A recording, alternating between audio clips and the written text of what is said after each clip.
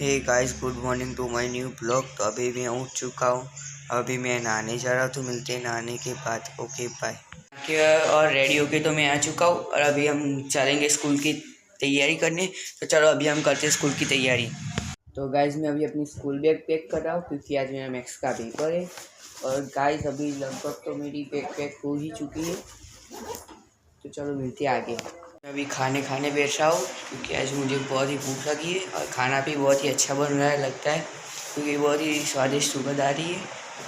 और खाने को मुझे जल्दी बैठना पड़ेगा क्योंकि स्कूल जाने के बाद पेपर है और फिर सीधे मैं 4 बजे आता हूँ घर पे।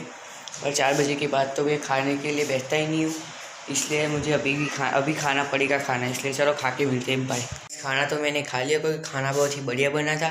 और अभी मैं स्कूल के लिए तैयार भी हो चुका हूँ। और मैं अभी आज मेरा पेपर है तो मैं अभी स्कूल में पेपर देने जा रहा हूँ। तो मैं पेपर देने के अभी पेपर दे के आ चुका और अभी हम जा रहे हैं ऑटो मारने। और मेरे साथ मेरा दोस्त भी है। मैं ट्यूशन चला गया था थोड़ी देर बाद और मैं ट्यूशन से आने के बाद ब्लॉग बनाना भूल गया था। गाइस आज के लिए इतना ही। चलो मिलते हैं नेक्स्ट ब्लॉग के, तब तक के लिए बाय।